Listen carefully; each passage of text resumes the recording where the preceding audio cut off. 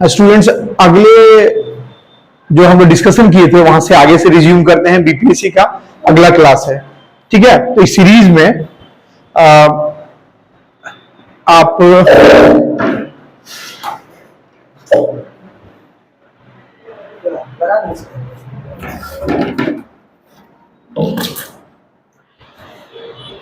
हाँ, इस सीरीज में हम लोग आगे देखते हैं और कुछ क्वेश्चंस जो हम लोग डिस्कस करते किए थे उसको हम लोग आपस में वेरीफाई करते हैं कि हम लोग कितना आगे बढ़ पाए हैं।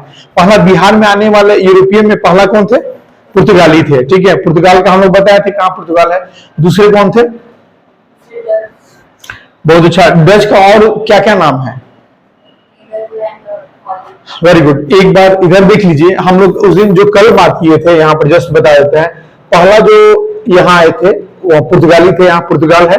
दूसरा जो आए थे वो डच या हॉलैंड या नीदरलैंड, तीनों नाम है यहाँ पर। आसमानी में हल्का देखिएगा ये। और तीसरा कौन आए थे?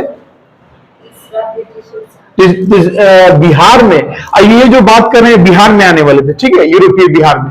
तीसरा ब्रिटिश थे यानी इंग्लैंड के लोग, ब्रिटेन के लोग। और चौथा थे हमारे डेनमार्क के लोग, ठीक है ना। डेनमार्क, ये देखिए छोटा सा पीला वाला जो है ये डेनमार्क है।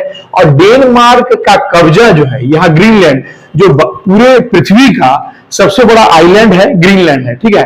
तो यहाँ पर देखिए, यहाँ पर देखिए, यहाँ लिख रहा है ब्रैकेट में करके डेनमार्क।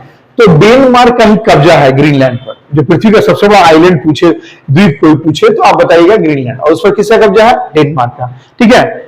तो इस तरह से है, हम लोग समझ पा रहे हैं।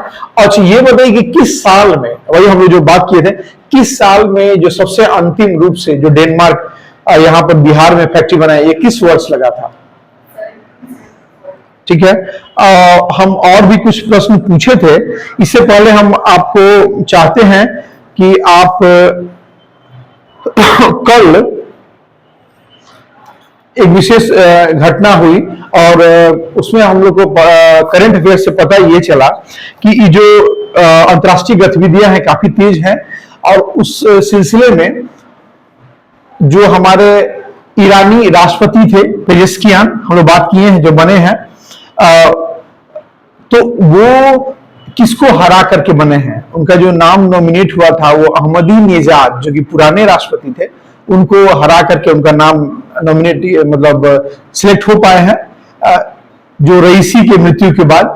तो इस क्रम में हम मोजाद के कुछ कार्य गति हम समझ पाए हैं। मैंने अंतर्राष्ट्रीय स्तर पर, आप न्यूज से जुड़े हैं तो आप जानिए कि मोजाद बहुत बड़े स्तर पर कार्य कर रहा है, ठीक है। और इसमें आप लोगों को ध्यान में रखना है कि जो अंतर्राष्ट्रीय स्तर पर जो जैकोबा या कैट्सा नाम आता है, ये ईरान में परमाणु कार्यक्रम था, उससे संबंधित जो अमेरिका ने उसको अनुमति दिया था उसका नाम जैकोबा था, JCOBA इसका फुल फॉर्म होता है। और मतलब इसको आपको जो फिसाइल मटेरियल है, मतलब जो ईंधन है यूरेनियम का, संवर्धन करके आपको अल्फा बीटा गामा जो रेडियोधर्मी पदार्थ, उसमें इलेक्ट्रिसिटी या कुछ पॉजिटिव कार्य करने के लिए। लेकिन उसका चुपके से ईरान सोच रहा था कि मतलब अमेरिका को धता बताते हुए हम यहाँ मतलब बना ले अपना क्या, तो अपना न्यूक्लियर पावर बना लें। तो जब तक ये, जबकि इजराइल के मोसाद जो है ग्रुप है, मोसाद जो ग्रुप है, मोसाद कहा जाता है, वो उसका पता लगा पाया और इस तरह से वो समाप्त हो गया। अब इसी के परिणाम स्वरूप जो कैट्सा था, CATA उसका फुल फॉर्म होता है, जो प्रतिबंध लगाया था उससे संबंधित, कैट्सा के द्वारा अमेरिका ने इजराइल के साथ चूंकि सब वो प्रूफ ला कर दे दिया। मोसाद इतना मजबूत ग्रुप था कि वो प्रूफ ला करके उसको दिया, किसको? अमेरिका को। उसके सारे गुप्तचर एजेंसी को ईरान के खरीद लिया। वो सोचिए इतना खतरनाक है, वो कैसे खरीदा होगा? खरीद करके पूरा उसको चुरा करके, पूरा खुफिया परमाणु कार्यक्रम को चुरा करके अमेरिका को ले जाकर प्रूफ के साथ दे दिया। देखिए जगह भी लोकेट कर दिया कि ये देखिए यहाँ पर ये कर रहा है प्रोग्राम। तो इस तरह से अमेरिका को समझ में आ गया और पूरा तब अमेरिका से बहुत सारा प्रतिबंध लगा दिया। तब जाकर के बेचारा ईरान मतलब उसका अर्थव्यवस्था को खराब करने में इसी का हाथ है। किसका? ईरान की अर्थव्यवस्था को खराब करने में इजराइल का हाथ है, क्योंकि दोनों एक दूसरे से मतलब बहुत प्रॉक्सी वार में रहे हैं। और ईरान ही जो है ईरान ही जो खड़ा किया है, आप जो मिलिशिया मतलब मिलिटेंट ग्रुप, लड़ाकू ग्रुप, तो ईरान जो है उसको हमेशा एम्बिशन है ना भाई इस क्षेत्र को पूरा कंट्रोल करने का, ईरान बड़ा, तो ईरानी है इसको जो यहाँ पर इजराइल के बगल में, ये ऊपर में लेबनान में कौन, हिजबुल्लाह को खड़ा किया है। इसके यहाँ पर देखिएगा इधर आप समझिए कि सीरिया में भी कुछ क्षेत्र में उसके प्रभाव वाले जो ग्रुप है वो है। इसके बाद यहाँ पर आप आइए, क्या कहते हैं कि येमेन में ये हुती ग्रुप है, ये इसी के प्रभाव से ये ईरानी के प्रभाव वाले हैं, ठीक है ना। तो यहाँ तो ऊपर में हिजबुल्लाह हो जाए या फिर यहाँ पर हुती हो जाए, या फिर आप देखिएगा कि ये इराक में जो कुछ ग्रुप है जो कि इसका मदद करता है, या फिर खुद इजराइल के बगल में ही कौन हमास है, गाजा पट्टी या कुछ और क्षेत्र में। और ये तो सरकार का नियंत्रण था ना, ये जो अभी युद्ध हुआ है गाजा पट्टी में जो हमास ग्रुप है उसका तो नियंत्रण था सरकार पर लगभग पूरा का पूरा, और उसी तरह हिजबुल्लाह ग्रुप का भी सरकार पर पूरा नियंत्रण था। तो एक तरह से ये चारों तरफ ईरान जो बड़ा ये जो देश है पूरा इसको घेरे हुए था। लेकिन ये भी देखिए कितना मजबूत है, कितना प्लानिंग, चूंकि टेक्नोलॉजी बहुत हाई लेवल का है और इस तरह से ये कैटर कर पाया, ठीक है। तो हम लोग आगे बढ़ते हैं ज्योग्राफी में, भूगोल में, और कुछ करंट का बीच बीच हम बात करते रहेंगे। एक बार बताइए कि पोषण माह बढ़ेंगे, अभी ज्योग्राफी में ही बढ़ेंगे, लेकिन पोषण माह किस महीने में मनाया गया?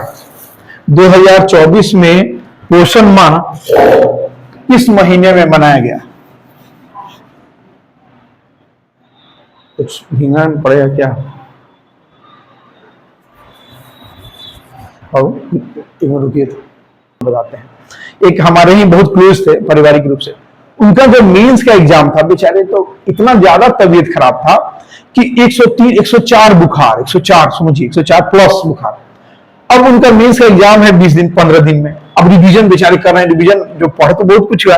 इसमें दिक्कत ये होता है ना कि इतना चीज पढ़ना है, इतना, अब इतना रिवीजन करना आसान है, इतना आसान है भाई, इतना रिवीजन करना, सबको ब्रेन में रखना at a time is difficult task. Mains का बात कर रहे हैं तो वो क्या करते बेचारे, गिरते पढ़ते उसमें 104 में भी अपना कॉपी रखकर उधर रिवाइज कर रहे हैं जी, ब्रेन में पॉइंट को रिकॉल कर रहे हैं कि हाँ। अब सोचिए कि ये कमिटमेंट जब आप देखिएगा ना सिविल सर्विसेज स्टूडेंट का, तब लगेगा भाई ऐसे थोड़ी पावर मिलता है। और जितने लोग सिलेक्ट होते हैं सबकी अपनी अपनी कहानी है। समझिए कि जितने मान लीजिए 300 400 500 जो भी एक्शन भी मिलता है बेचारा उन लोग का, जितना भी अपना सबका अपना कहानी है। बहुत तगड़ा स्ट्रगल होता है, तो स्ट्रगल फॉर पावर है, समझिए रियली में ये सिविल सर्विस है। बाकी तो मान सम्मान है, हाँ जाकर अच्छा काम करना है, ठीक है ना। तो जानिए कि ऋषि का हम क्यों बोले कि बहुत लड़ना है। ये जो आपको जान लीजिए कि जो बहुत सर्वाइवल ऑफ द फिटेस्ट जो है ना, चार्ल्स डार्विन का बुक कब आया था पता है? अब स्टार्ट कर भी दे सकते हैं आप, survival of the fittest book Charles Darwin का, बिल्कुल सत्य है। मतलब आधुनिक काल में, इस कलयुग में सही है और हर क्षेत्र में ये हो चल रहा है। तो चार्ल्स डार्विन का ये बुक कब आया था आपको, आप लोग पता है? 1859 1859 ईस्वी में चार्ल्स डार्विन का सर्वाइवल ऑफ द फिटेस्ट आया था, ठीक है। और उसके बाद से जब ये लोग जाने और उन्होंने तर्क दिया, बड़ा हम्बली दिए, क्योंकि उस समय तो लोग तो मार देता था, अगर आप धर्म के विरुद्ध कुछ बोल दिए तो जान से मार देगा, आप जाइए, भले आपका 20 साल 50 साल बाद रहना ना, सही बात बोल रहा था, उससे क्या फर्क पड़ता है।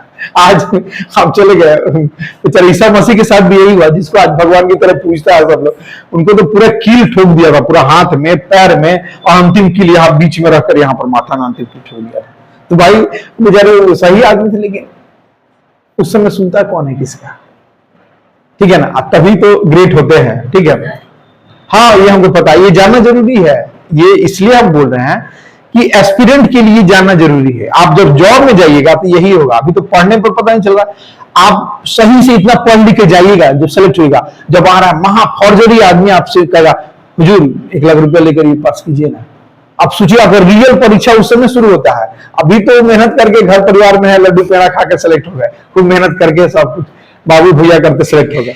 सेलेक्ट होने के बाद जब आपके अंतर मन से आपका द्वंद्व जब शुरू होगा, अब इसके पैसा ले कि ना ले, पैसा लेंगे तो घर को पटना में ले लेंगे, जमीन ले सकते हैं, घर बनवा देंगे, और नहीं लिए तब फिर बहुत लड़ना पड़ेगा सिस्टम से, जो चोर है ये है दी।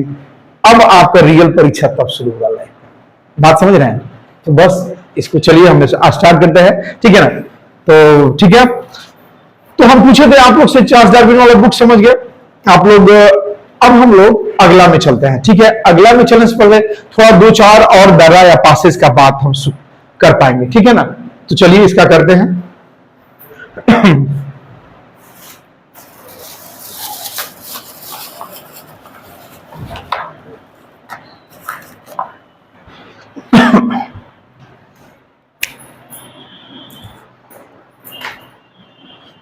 तीसरा जो हम लोग आएंगे, इनफैक्ट तीसरा आने से पहले एक काम हम लोग करें, कुछ दो तीन चार दर्रा जो पासेज है उसको थोड़ा देख लेते हैं, ठीक है। कहां कहां है, क्या इस पर बता दें या इस पर बताएं? इस पर पॉइंट आउट कर देंगे या इस पर करें? बोर्ड पर ही करें, चलिए बोर्ड पर ही, ठीक है।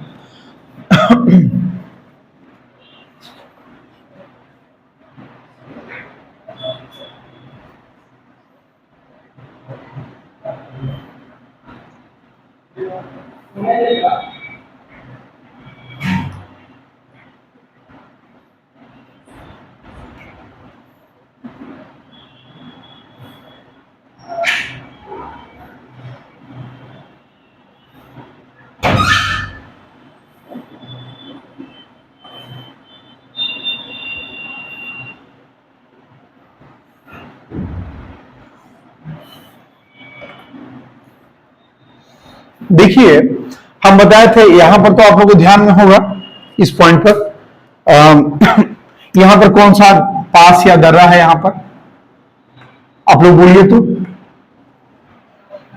सिपकिला है, सिपकिला ना।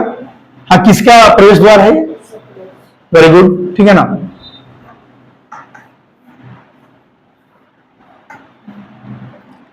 हिंदी इंग्लिश दोनों में चलेगा, उधर इंग्लिश के विद्यार्थी हैं और अच्छा भी है, ऑनलाइन भी दोनों आदमी देख सकता है, तो इसलिए पास को दर्रा। अब देखिए यहां पर है, यहां पर एक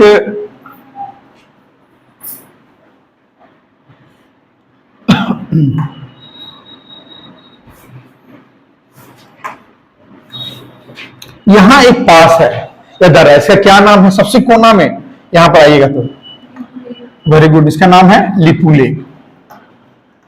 लिपू लेक दर्रा, समझ जाएंगे इंग्लिश हिंदी दोनों के लोग।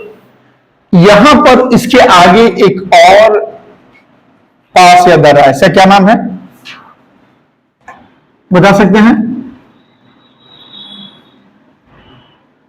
नीति, नीति पास। क्या है बाबू? नीति, नीति पास, ठीक है। अब चिंता नहीं करना, हिंदी इंग्लिश में लिखते रहेंगे हम, कोई बहुत बड़ा बात नहीं है, सिंपल चीज है। कोई कहीं दिक्कत होगा तो बोलिएगा, ठीक है ना, कोई दिक्कत नहीं ना इसको लेकर के। हाँ, और यहां और आगे एक और है, क्या नाम है? माना। इसको माना, माना कहेंगे, MAN है, माना। माना पास या माना दर्रा, ठीक है ना।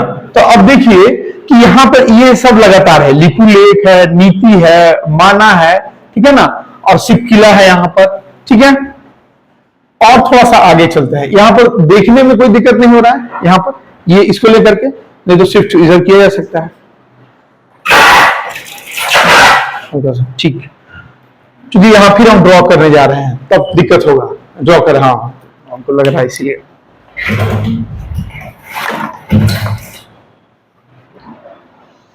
देखिए कि यहां पर हम लोग, ये क्या है? उत्तराखंड है, ठीक है, उत्तराखंड या उत्तरांचल।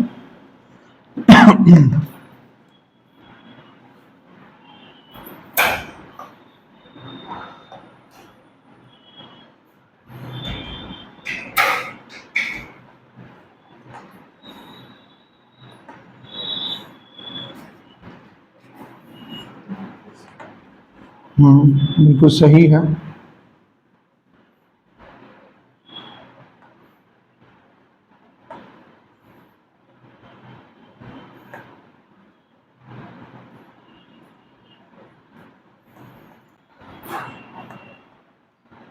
ठीक है, अब यहां पर हम लोग क्या है कि कुछ देखते हैं, यहां पर बताइए आप लोग, ये सिक्किम है,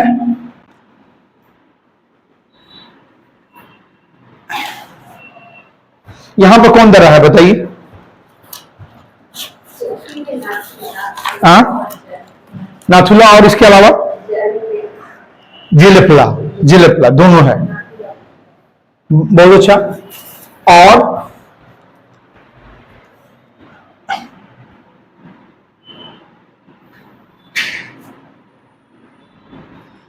पास ही पास है, ठीक है ना। यहां पर हम लोग जिलेपला लिखे,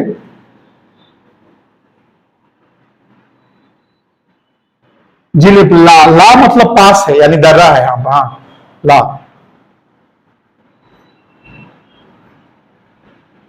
यह है नाथुला,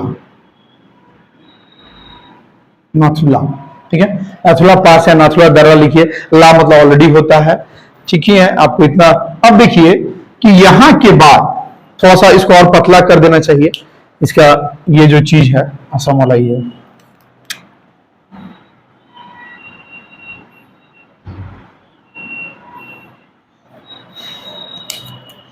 यहां पर आप देखिएगा कि जो आपका ये है अरुणाचल प्रदेश है, ठीक है ना। ठीक यहां पर, ठीक इस पॉइंट पर, ठीक है, ठीक यहां पर बूमला है। क्या है बाबू? ठीक ये पॉइंट कहां है, कहां पर? ये देखिए, ये वाला, ठीक है।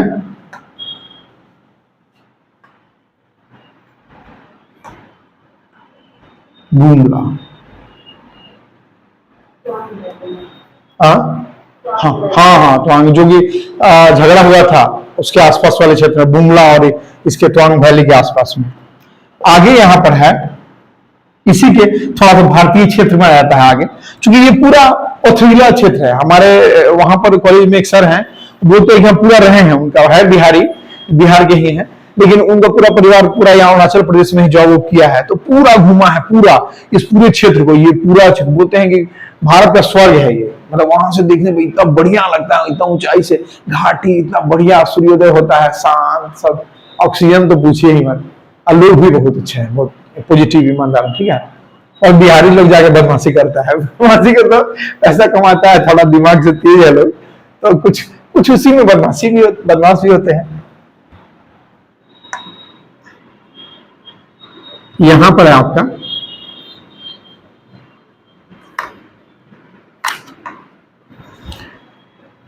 बॉन्डीला,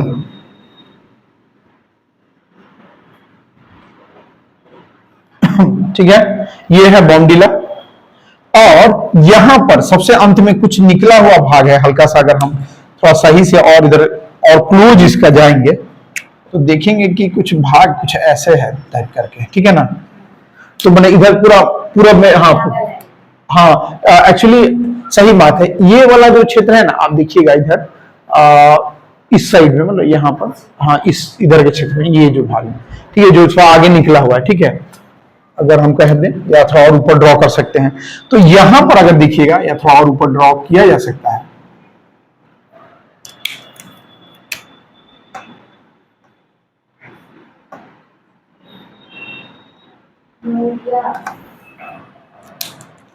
यहां पर एक पास है, यहां पर एक दर्रा है, क्या नाम है इसका?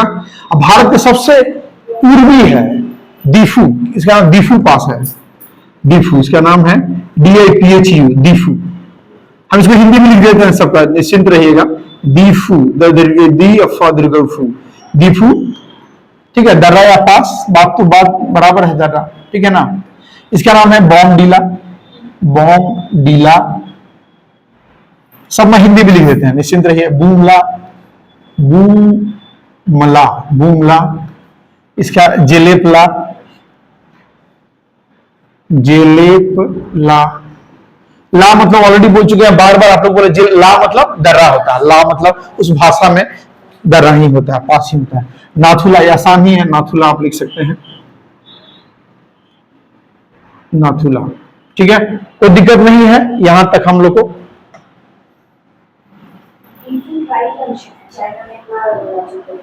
हाँ हाँ हाँ, एग्जैक्टली, यहाँ पर चाइना है, म्यांमार का भी उसमें इन्फ्लुएंस है, और भारत तो यहाँ है, ठीक है, इसलिए ये यहाँ पर महत्व ज्यादा है। यहाँ ये चीज हो गया। यहाँ पर हम लोग पासेस कुछ ठीक ठाक कर पाए हैं, अभी और भी जितना भी आते रहेंगे हम लोग बात करते रहेंगे दक्षिण भारत या जगह जगह में। और हाँ, एक बात और बताइए, यहाँ पर एक हमको प्रश्न आप लोगों से पूछना है फिर, कि जो हम लोग पढ़े थे रोहतांग दर्रा, रोहतांग पास, वो किस क्षेत्र को किस क्षेत्र से जोड़ता है विशेष तरह से, स्पेसिफिक रूप से? रोहतांग जो दर्रा है किस क्षेत्र को किस क्षेत्र से जोड़ता है?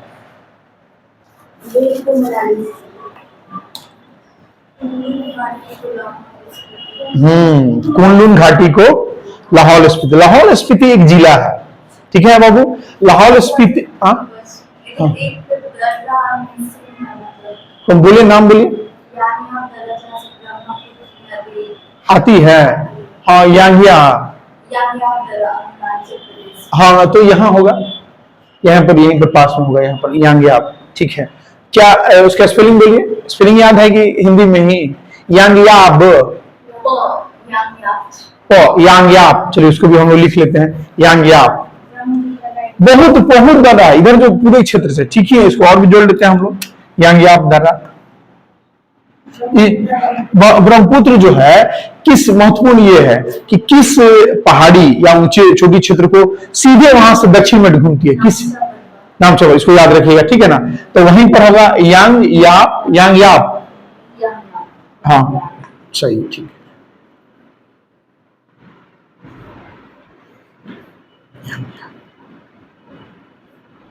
सही लिखे हैं, हाँ ठीक है, यांगयाप दर्रा। इसको महत्वपूर्ण लिख लीजिएगा, ब्रह्मपुत्र ब्रैकेट में लिख लीजिएगा, जोड़ लीजिएगा, समझ में आ जाएगा। यांगयाप के जगह पर ब्रह्मपुत्र से जुड़ा हुआ है ब्रह्मपुत्र नदी।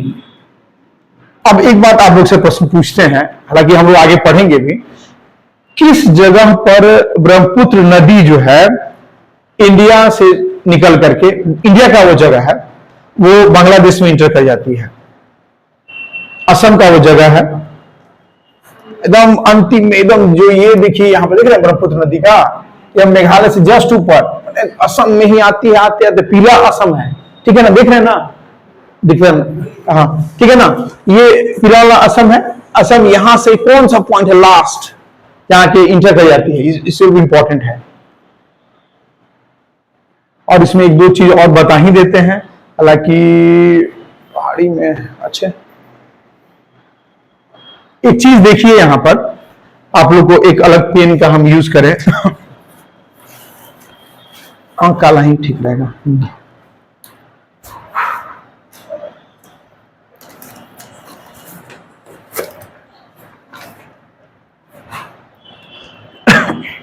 देखिए यहां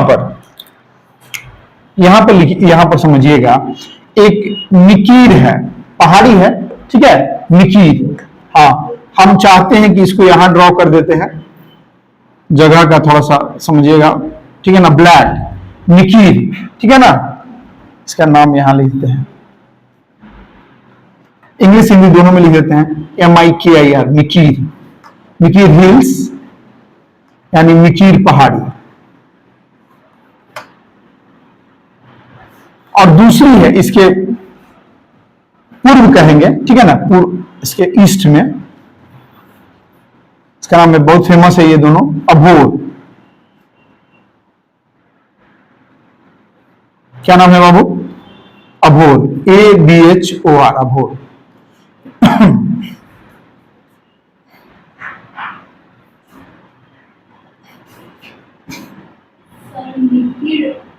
आसाम में, अभोर अरुणाचल प्रदेश में।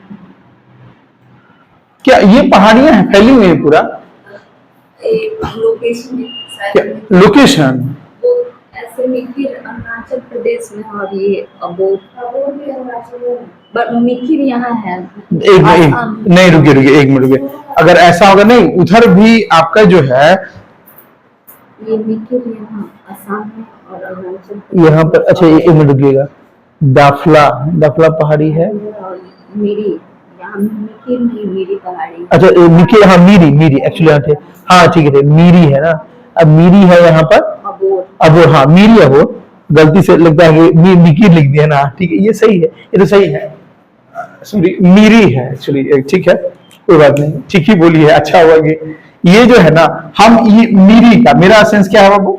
मीरी का ठीक है, यहां पर क्या है, सही बात है, यहां पर मीरी है,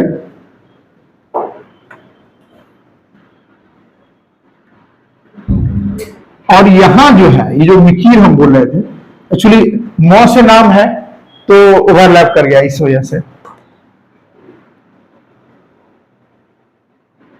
ये चूंकि दोनों अरुणाचल में है, ये ऊपर में हम जानबूझ के ये दिखाया गया इसीलिए चूंकि दोनों अरुणाचल में है, ठीक है ना, इसीलिए ये जो मीरी है ये इधर की तरफ है, पश्चिम है, वेस्ट रहेगा, और जो अभोर है वो ईस्ट है, यानी पूर्व दिशा में, ठीक है ना।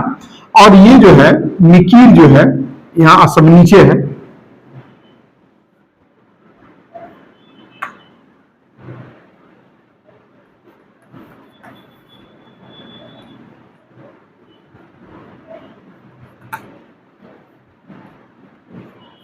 ठीक है, ये है। इसके बाद एक बराइल रेंज है, बराइल रेंज यहां पर आप ये जो देखिएगा इस जगह पर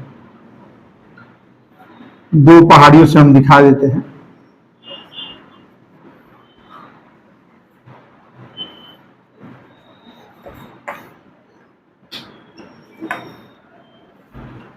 इसको हिंदी में कहेंगे बराइल श्रृंखला, बराइल श्रृंखला। और यहाँ छोटी छोटी पहाड़ियां भी हैं, ठीक है ना, यहाँ छोटी छोटी कौन कौन पहाड़ियां हैं, यहाँ पर मिजो है, ठीक है, मिजोरम राज्य नाम है, यहाँ पर मिजो लिख लीजिएगा आप लोग, ये मिजो हो जाएगा।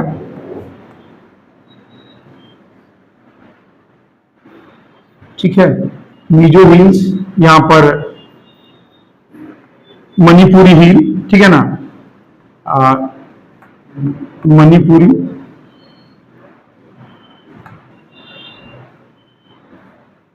यहां पर हो जाएगा आपका नागा, क्योंकि राज्य के अनुसार है, ठीक है ना।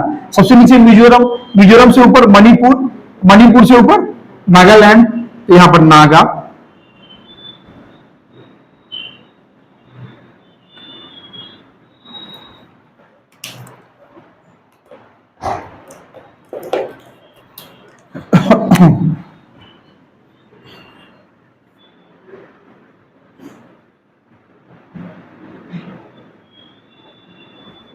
ठीक है, रंग बदल दिए, कलर इसका बदल दिया है, ठीक है ना, नागा हिल्स। और नागा हिल्स के ऊपर पटकाई बूम, हाँ,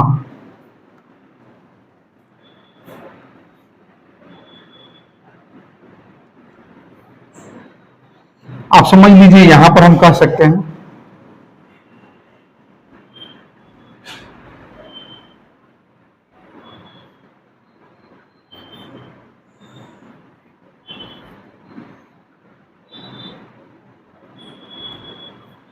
पटकाई बूम।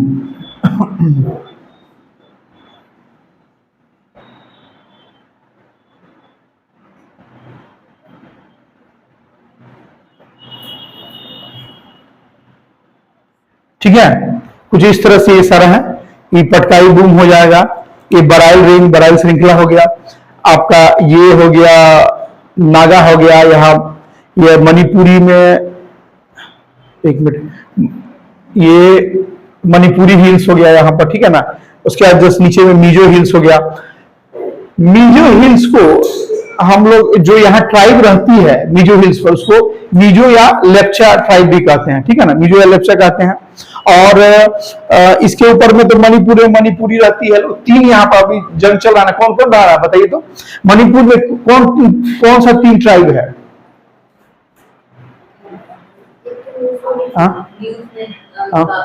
अभी कौन कौन? कुकी, कुकी, नागा, और बताइएगा तीसरा, आप लोग बताइएगा, इंपॉर्टेंट है अभी के डेट में, बहुत इंपॉर्टेंट है।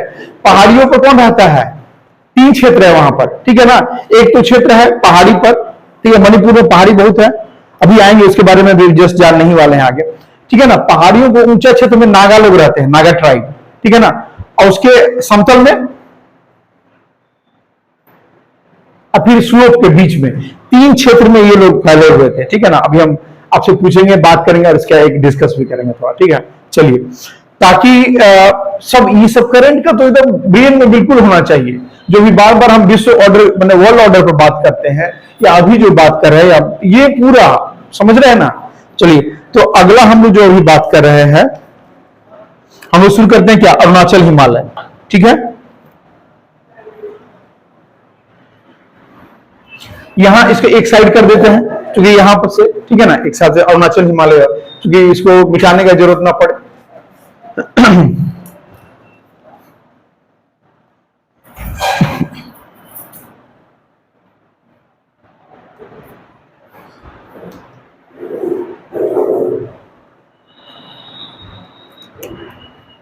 हम लोग चौथा हिमालय पढ़ रहे हैं, ठीक है ना।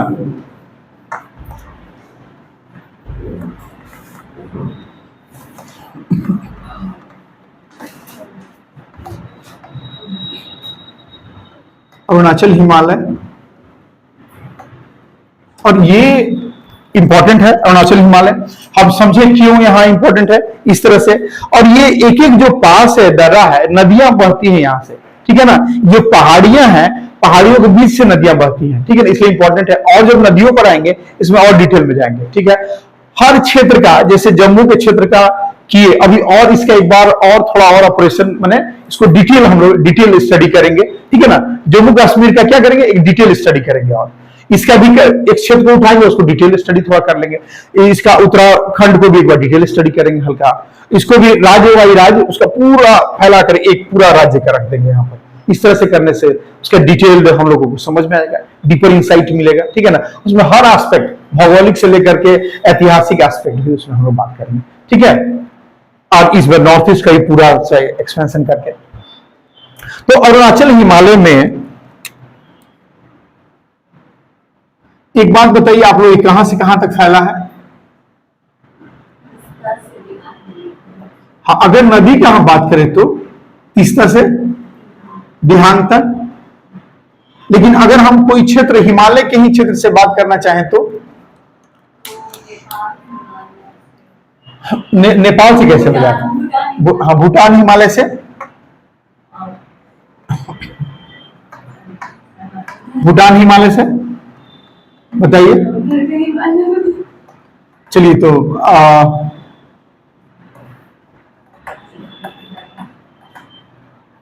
ठीक है, दिहु पास तक, ठीक है। अब दूसरा इसमें बात करेंगे कि ये जो है, पहला तो हम इसका विस्तार जाने, कहां से कहां तक फैला है बाबू, तो भूटान हिमालय से लेकर के ये दीफू पास तक, ठीक है। तो दीफू यहां पर देखिए ड्रॉ किया गया है, ठीक है ना। अब हम लोग दूसरा चीज में ये जानते हैं कि इसमें कौन कौन से माउंटेन, मुख्य प्रमुख चोटियां कौन कौन है।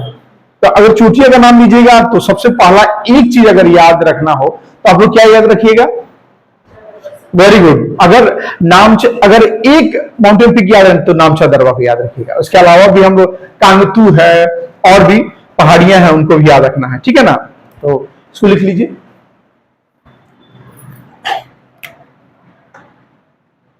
प्रमुख चोटियां।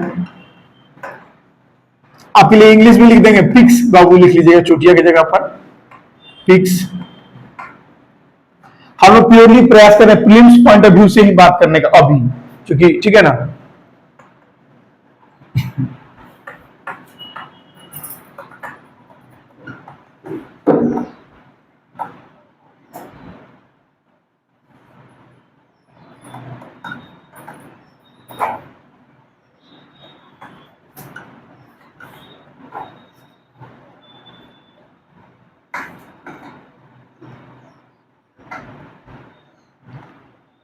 ठीक है,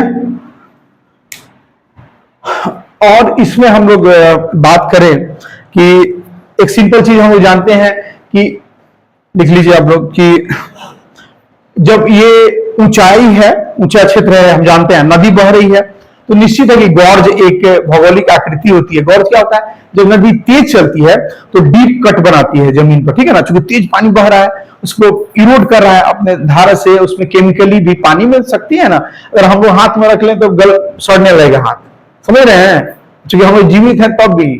लगातार रखे रह जाइए ना तो कुछ समय बाद सड़ने लगा। जब मरा उसको तो पूछिए नहीं, 2 दिन में ही पूरा गर्दा उड़ा दे। पानी में बहुत क्षमता है, इरोसिव पावर मतलब जो उसको इरोड करने का, तोड़ देने का, गला मैंने समाप्त कर देने का बहुत क्षमता है पानी में, ठीक है ना। जल तो बहुत इंपॉर्टेंट कंपोनेंट है। जो 5 हम लोग पढ़ते हैं ना कि अपर्दन के कारक, अपर्दन में तोड़ने वाले कारक, इसको सीखे ना। हाँ, मतलब आप लोग इसमें मेन क्या है, पहला नदी है, ठीक है ना। दूसरा क्या है, दूसरा आपको जो हाँ इरोजन मतलब इरोसिव पावर है। तो दूसरा भूमिगत जल है। तीसरा क्या है, तीसरा हवा है। हवा जो हवा कैसे काम करेगा, एक तो अपने बहवा करके तो प्रयास करेगा, लेकिन उससे ज्यादा क्या काम करता है, बालू को उठा करके मारेगा, झटका से मारेगा। कोई पत्थर पहाड़ है तो बालू को ही उठा करके मारेगा, तोड़ने का प्रयास करता है। मासूम रॉक वगैरह बनाता है उस तरह से, ठीक है ना। और चौथा क्या है, जो फिर समुद्र के पानी को, सी इरोजन है, जो उसके तट के नजदीक है, बहुत सुनामी तो एक उसका भव्य तरह तरह का एक वेरिएंट है, एक प्रकार टाइप का है, ठीक है ना। उठाकर पानी को मारता है, कोई भी पत्थर पहाड़ है स्ट्रक्चर उसको तोड़ डालता है, ठीक है ना। और पांचवा क्या है, पानी का ही रूप है लेकिन ठोस रूप है। क्या है, बस ये जानना है। आप समझिए कि इसको 11th क्लास 12th क्लास का ये भौगोलिक है, इसको सब जो बोल रहे हैं उसको सुनते जाइए, आप पकड़ लीजिए, क्योंकि इसको बाद हम कहीं ना कहीं लाते रहेंगे। ये मत समझिए कि आज सर बोले, पकड़ते जाइए। 5 चीज बोलेगा आज आप जो नहीं आता उसको जल्दी से नोट कर लीजिए। 5 अपर्दन के कारक है, बोल दिए हैं। पांचवा कारक है आपका ग्लेशियर है, बड़ा सा 10-20 किलोमीटर 100 किलोमीटर में फैला हुआ है, 50 किलोमीटर 100 किलोमीटर। नीचे भी गहरा मुद्दा मोटा पर्वत, 1 किलोमीटर 2 किलोमीटर तक मोटा पर्वत है।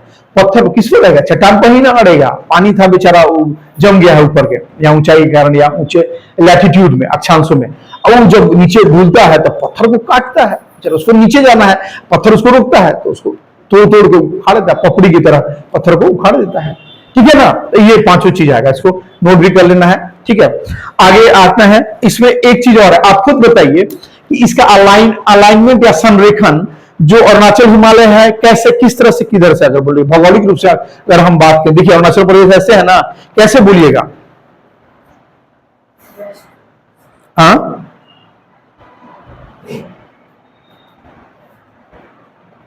दिशा बोलिए, दिशा, हाँ वेस्ट टू ईस्ट। अरे पेन ऐसे थोड़े है, बराबर थोड़ी है पेन, ये देखिए ऐसे है ना, अरुणाचल हिमालय ऐसे है ना जी, दिख रहे हैं।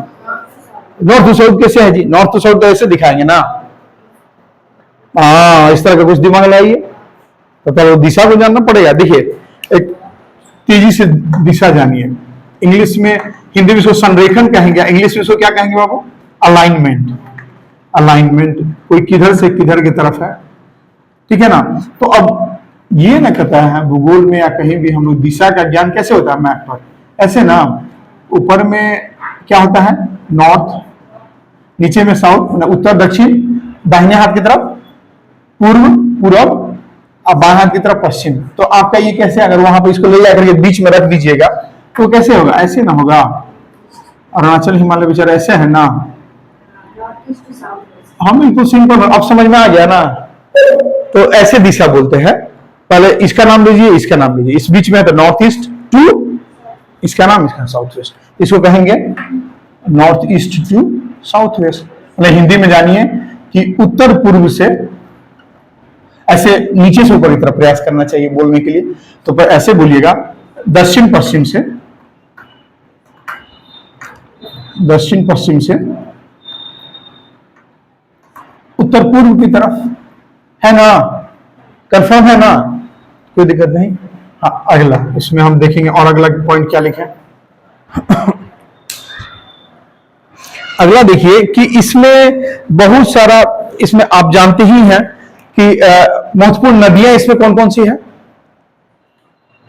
आप लोग 2-4 नदी का नाम बनिए। लोहित है, लोहित उसके आसपास में है, कामेंग है, सुबनसिरी है, हाँ दिहांग है, ठीक है ना, दिबांग है, दिहांग है, सुबनसिरी है, कामेंग है, ठीक है ना। ये सारी नदियां का नाम लिखिए।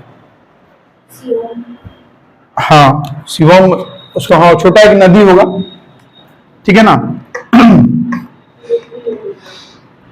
दिहांग है,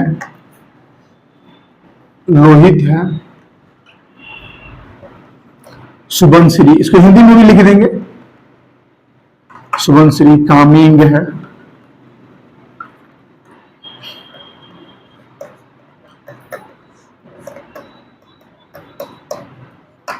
जब नदी में आएंगे तो इसको डिटेल में थोड़ा देखेंगे, ठीक है ना। अभी तो हल्का हम लोग देख रहे हैं।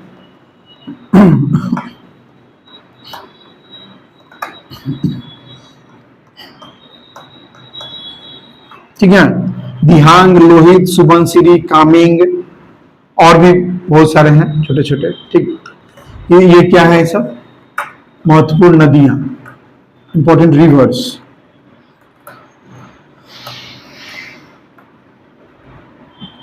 ठीक है, अगला ये पांचवा है,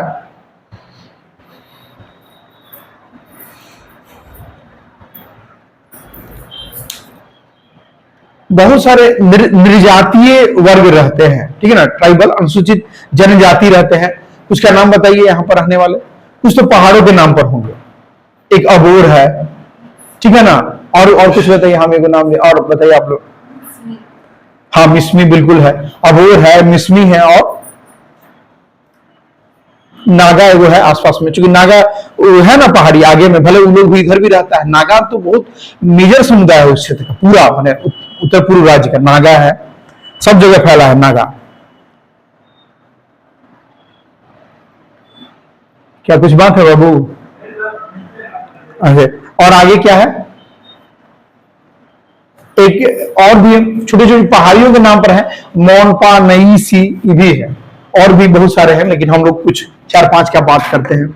एक जो नया तरह का है, मोनपा, नई सी, ईसी, ठीक है ना, ये भी पहाड़ियां हैं छोटी मोटी, उन्हीं के नाम पर है।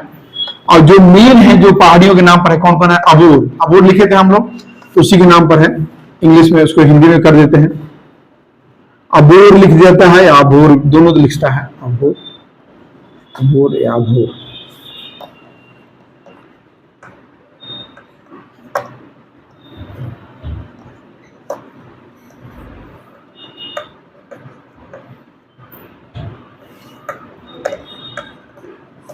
अगला क्या है यहां पर, मोनपा, अभी मिसमी है, ये इंपॉर्टेंट है, इसको ध्यान में रखना है, क्योंकि ये क्वेश्चन में आता ही आता है ये सब चीज। मिसमी है, और नागा, नागा वहां का बहुत प्रमुख जनजाति समूह है, नागा, हर उस पूरे क्षेत्र में फैला हुआ है नागा। नागा मतलब उत्पत्ति नाग से हुआ है, उधर सांप वाला बहुत खतरनाक एरिया है तो प्राकृतिक रूप से बहुत, लेकिन वहां पर 2-4 हम दिल्ली गए थे, कुछ लोग दोस्त थे, वो बता रहे थे कि वहां पर तंत्र मंत्र हाई लेवल पर है थोड़ा सा, क्योंकि अभी धीरे धीरे साइंटिफिक टेम्परामेंट बहुत आया है, लेकिन जहाँ एक्चुअली इनका एग्जिस्टेंस तो है ही, इसलिए तो लोग अनुशासित होकर रहते हैं, है इनका एग्जिस्टेंस, आत्माएं भी, सब कुछ है, पावर है पूरा, विजुअली यहाँ भी हो सकता है, लेकिन वही अनुशासित रहना है, जहां अनुशासन नहीं है तुरंत अटैक करता है, समझ रहे हैं ना, तो इस लेवल में है उसका इन्फ्लुएंस, ठीक है ना। तो यह है नागा,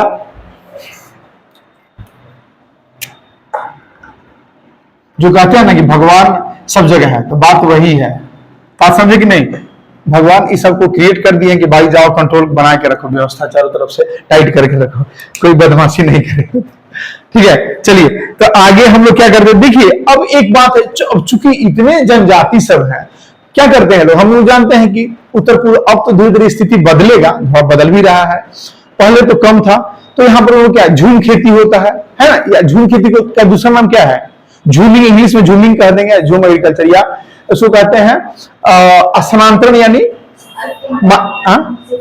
हाँ शिफ्टिंग कल्टीवेशन, स्थानांतरण, हाँ शिफ्टिंग कल्टीवेशन, या कर्तन या दहन, slash and burn, slash and burn, देखिए तीनों नाम है, इसको लिखते जाइए आप लोग, क्या क्या नाम है। एक तो हम लोग कहें कि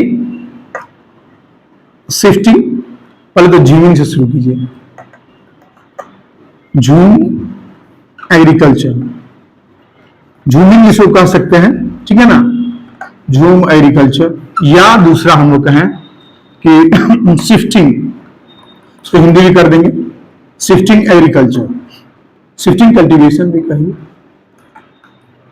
या ऐसे स्लैश लगा देते हैं, ठीक है बाबू, स्लैश लगा देते हैं क्योंकि या है सब, या स्लैश और बर्न। स्लैश माने कट, काटना, स्लैश कटाई करना, कर्तन मतलब, बर्न में दहन, स्लैश और बर्न कल्टीवेशन।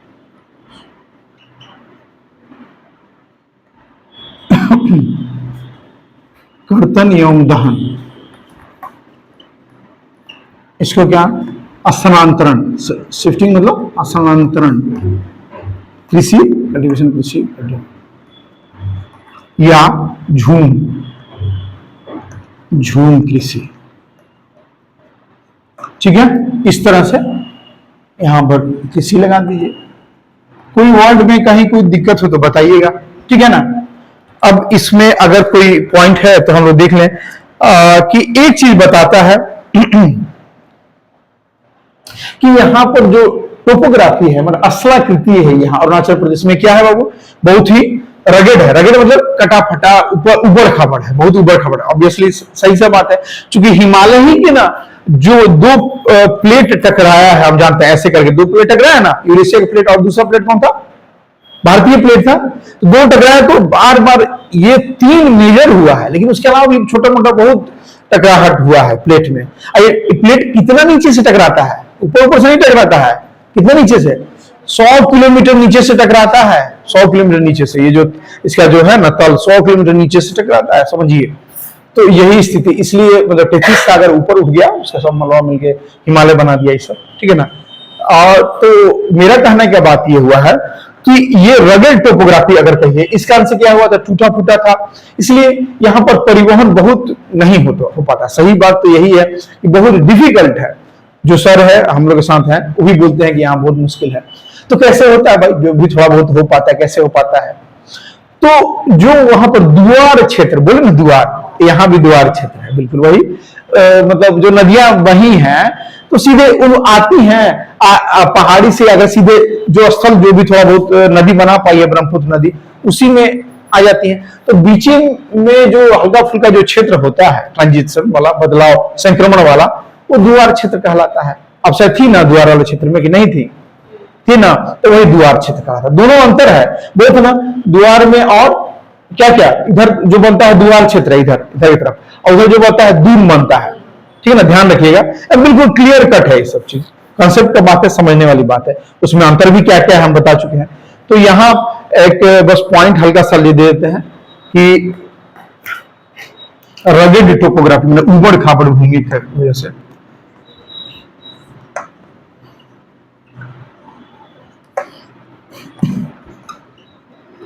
रगेड टोपोग्राफी की वजह से है उबड़ खाबड़,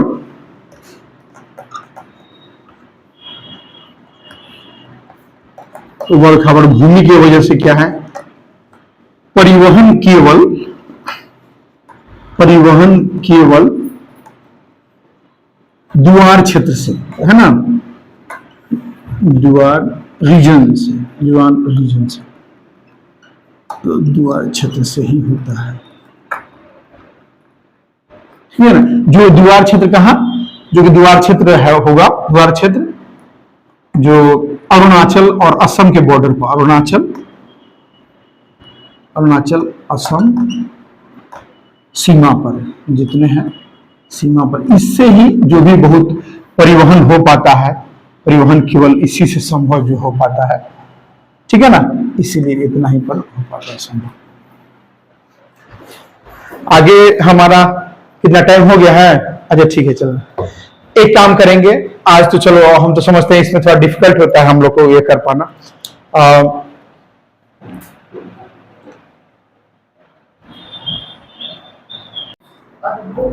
ठीक है, तो ग्रुप में आप ऐड हो जाइएगा, सर से बोल के वो ऐड कर देंगे आपको। इसमें हम क्वेश्चन भेज दिए हैं, उसका आंसर भी हम शाम में डाल देंगे, ठीक है। अभी डिस्कशन कर लिया जाए।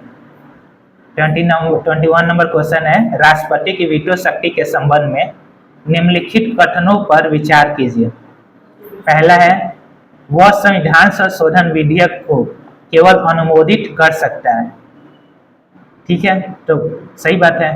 राष्ट्रपति क्या है, जो भी संविधान संशोधन विधेयक होगा उसको क्या करेगा, अनुमोदित करेगा, उसको तो वापस कर नहीं सकता है, निलंबित नहीं कर सकता, ना उसको या ठीक पॉकेट वीटो इस्तेमाल कर सकता है।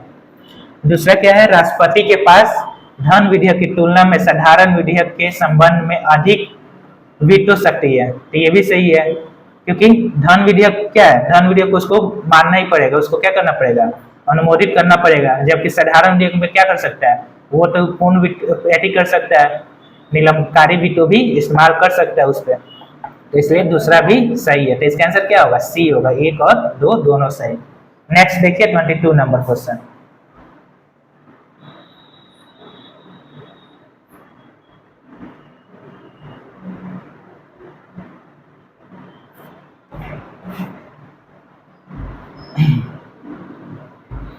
हम बताए थे ना, इसमें क्या कह रहा है, निम्नलिखित में से किस मामले में सर्वोच्च न्यायालय ने माना कि प्रस्तावना संविधान का एक भाग है। ये बताइए, हम पढ़ाएं आप लोगों को बताएं। केशवानंद भारती में पहले बार हुआ, लेकिन फिर बाद में जब LIC वाला जब केस हुआ, LIC ऑफ इंडिया मामला, तो उसमें फिर से क्या किया गया, उसको दोहराया गया था। ठीक है, पहले बताया था ना, बेरोबारी में क्या हुआ था, उसको संविधान का भाग नहीं माना गया, फिर बाद में केशवानंद भारती में माना गया। तो इसमें केशवानंद भारती नहीं दिया, LIC ऑफ इंडिया केस दिया, तो ये आंसर इसके ऑप्शन के हिसाब से सही होगा।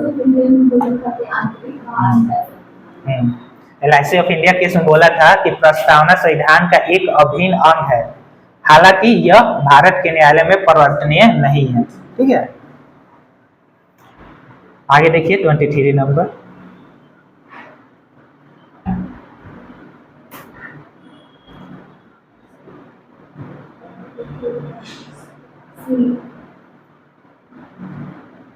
देखिए, निम्नलिखित में से किस संगठन या विभाग की अध्यक्षता भारत के राष्ट्रपति करते हैं। ऑप्शन ए है Indian Red Cross Society, B है परमाणु ऊर्जा विभाग, सी है राष्ट्रीय विधिक सेवा प्राधिकरण, एंड डी है रक्षा अनुसंधान और विकास संगठन। तो इसका आंसर होगा option A, Indian Red Cross society. ठीक है, इसकी स्थापना 1920 में हुआ था और इसके अध्यक्ष कौन होते हैं, राष्ट्रपति होते हैं।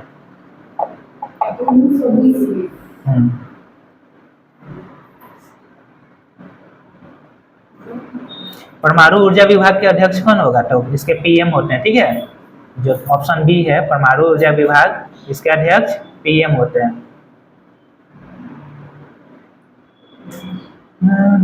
24 नंबर देखिए।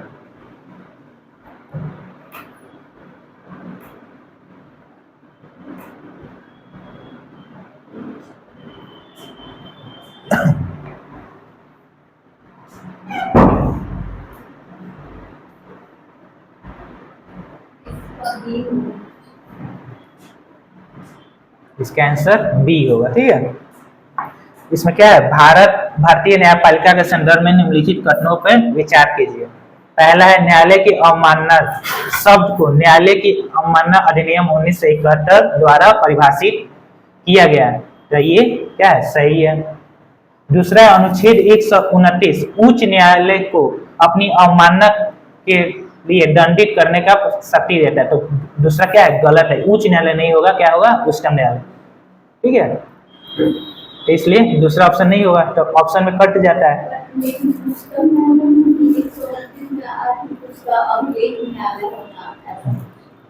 तो आर्टिकल 29 क्या कहता है कि सर्वोच्च न्यायालय को अपनी अवमानना के लिए दंडित करने की शक्ति है। ऑप्शन में क्या, इसमें क्या दिया है कि उच्च न्यायालय को, इसलिए ये क्या हो जा रहा है, गलत हो जा रहा है, तो 2 गलत हो गया। एंड थर्ड में क्या है, अवमानना क्षेत्र अधिकार का उद्देश्य नगर पालिका की गरिमा को बनाए रखने के लिए, सॉरी न्यायपालिका की गरिमा को बनाए रखने के लिए, तो तीसरा भी सही है। इसका आंसर क्या हो जाएगा, 1 और 3, ऑप्शन बी सही होगा। 25 नंबर देखिए क्वेश्चन।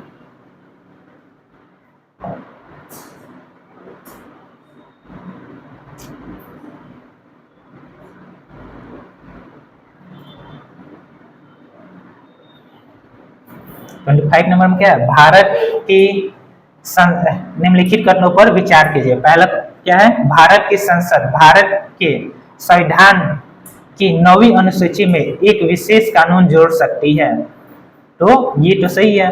ठीक है, दूसरा क्या है, 9वीं अनुसूची में निहित किसी भी कानून की वैधता का परीक्षण किसी न्यायालय द्वारा नहीं किया जा सकता है, ना ही उसे उस पर कोई निर्णय लिया जा सकता है। तो ये पहले सही था लेकिन अब ये गलत है। ठीक है। तो केशवानंद भारती केस जब हुआ तो उसमें क्या था, उसमें सुप्रीम कोर्ट ने कहा कि अब 9वीं अनुसूची में भी कुछ भी अगर कानून जोड़ा जाता है तो उसका क्या कर सकता है, परीक्षण किया जा सकता है कि ये क्या है, मूल ढांचा के अनुसार है कि नहीं। ठीक है, बेसिक स्ट्रक्चर के अनुसार, और उस पर परीक्षण किया जा सकता है। दूसरा गलत हो गया, केवल एक सही है, तो इसका ऑप्शन ये आंसर होगा। 26 नंबर देखिए क्वेश्चन, न्यायिक समीक्षा के संदर्भ में।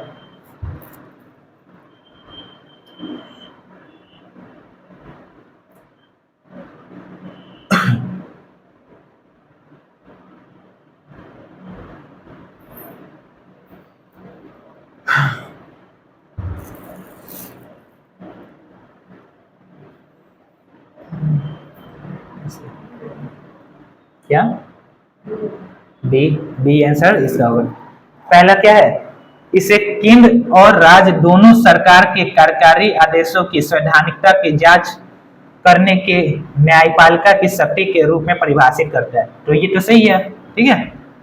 दूसरा क्या कह रहा है, उच्चतम न्यायालय ने अब तक न्यायिक परीक्षण की शक्ति को संविधान की मूल संरचना का तत्व घोषित नहीं किया। तो हम लोग जानते हैं क्या हुआ, 1975 में इंदिरा गांधी बनाम राजनारायणवाद में क्या हुआ, इसको न्यायिक समीक्षा तो क्या किया गया, बेसिक स्ट्रक्चर का भाग मान लिया गया। तो इसमें नहीं कह रहा है ना, तो ये तो गलत हो गया। 1975 में इंदिरा गांधी बनाम राजनारायणवाद में, ठीक है, इसको क्या किया, बेसिक स्ट्रक्चर का भाग मान लिया गया न्याय परीक्षण को, इसलिए दूसरा गलत हो गया। तीसरा आपने क्या है, तीसरा में संविधान की सर्वोच्चता का सिद्धांत को कायम रखने के लिए न्यायिक समीक्षा की आवश्यकता होती है। तो ये भी सही है। तो इसका आंसर क्या होगा, 1 and 3, ऑप्शन बी। 27 नंबर देखिए,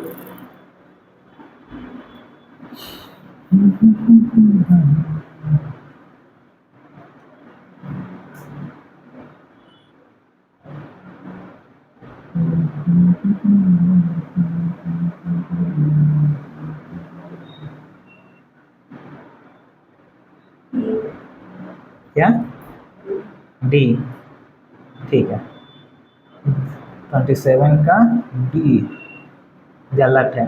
इसका आंसर क्या होगा, 27 का ए।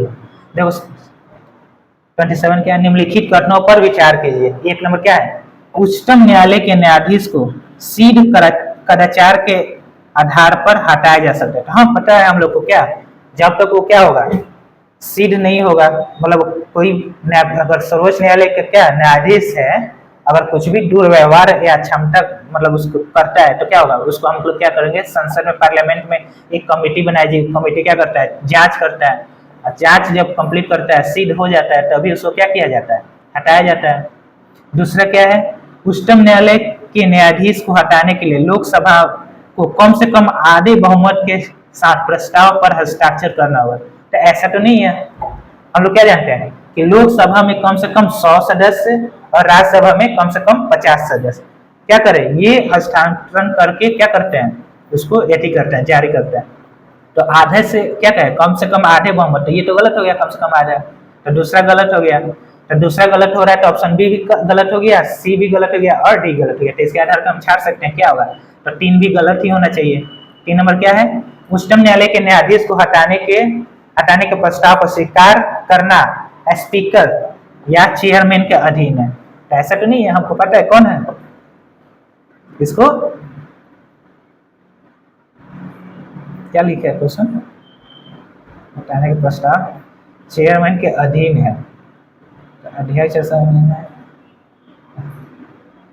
तो ठीक है, वो क्या करता है, प्रस्ताव स्वीकार भी कर सकता है और अस्वीकार भी कर सकता है। लेकिन ऑप्शन के हिसाब से जाए, ऑप्शन जो दिया कि 1 2 2 3, तो 2 नंबर गलत हो रहा है तो ऐसे ही छट जा रहा है, तो इसके ऑप्शन के हिसाब से केवल एक आंसर होना चाहिए। ऐसे तो पढ़ने से ठीक है, सही है, लेकिन ऑप्शन में 1 and 3 नहीं दिया हुआ, ठीक है, तो इसलिए ऑप्शन के हिसाब से जाए तो क्या होगा, केवल एक आंसर होगा। ठीक है,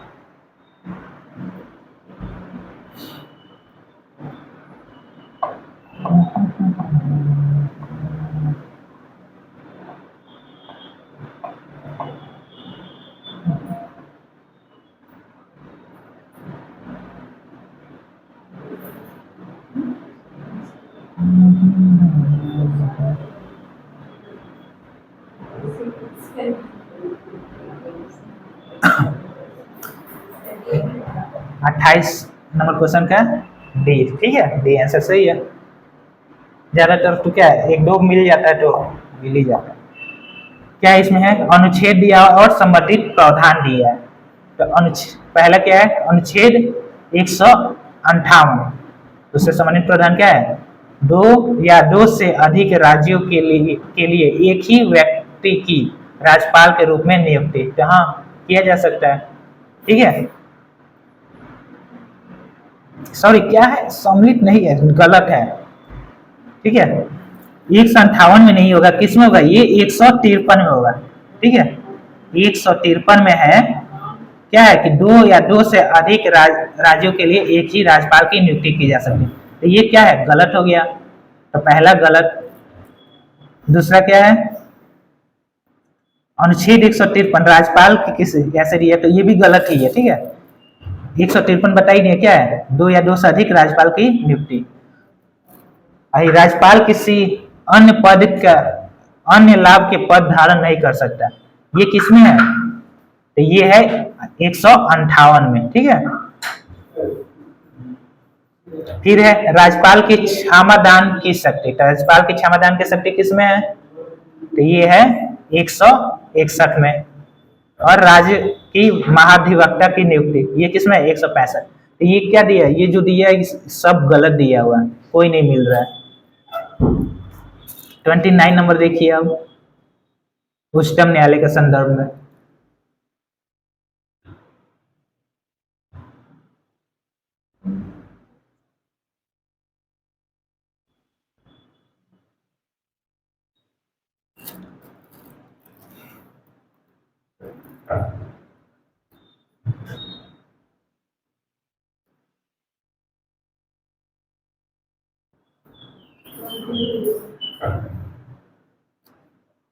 इसका आंसर क्या होगा, डी।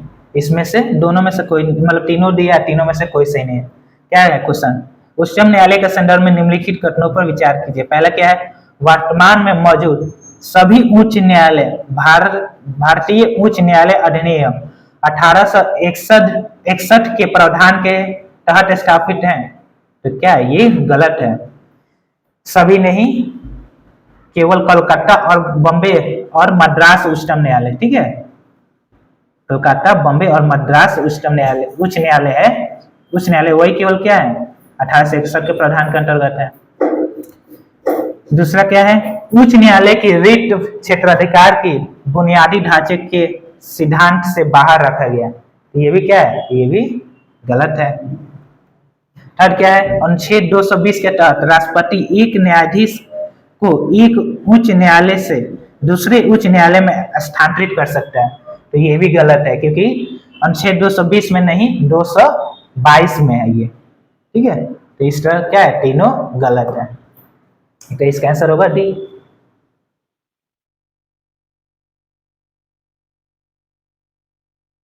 थर्टी नंबर देखिए,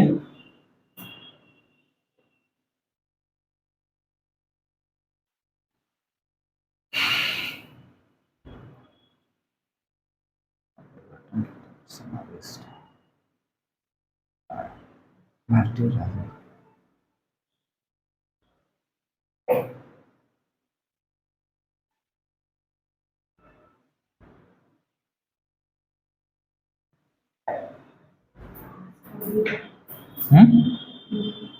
नहीं, आंसर इसका ए होगा। 30 नंबर क्वेश्चन क्या है कि नीचे दो कथन दिए गए हैं, जिनमें से एक अभिव्यक्ति है और दूसरा कारण। तो अभिकथन क्या है, अभिकथन है भारतीय राजनीतिक व्यवस्था की प्रकृति में निरंतर और परिवर्तन के तत्व समाविष्ट हैं, तो ये तो सही है, क्योंकि हम लोग क्या देख रहे हैं, हम लोग प्राचीन काल से आज तक जो हमारा आधुनिक काल हम देख रहे हैं क्या है कि निरंतर और परिवर्तन का तत्व समाविष्ट है, ठीक है। दूसरा क्या कह रहा है, भारतीय राजनीतिक व्यवस्था में निम्नलिखित राजनीतिक शैलियां आधुनिक शैली, पारंपरिक शैली और संत शैली के तत्व हैं, तो ये भी क्या है, सही है। इसलिए और ये क्या है, इसका कारण भी स्पष्ट है, तो इसलिए इसका आंसर क्या होगा, ए होगा, ठीक है। ये सभी तत्व क्या है, हमारे आज के टाइम में जो भी भारतीय राजनीतिक व्यवस्था है इसमें क्या है, समाविष्ट हैं, इसीलिए आंसर सही होगा, आंसर ए सही होगा।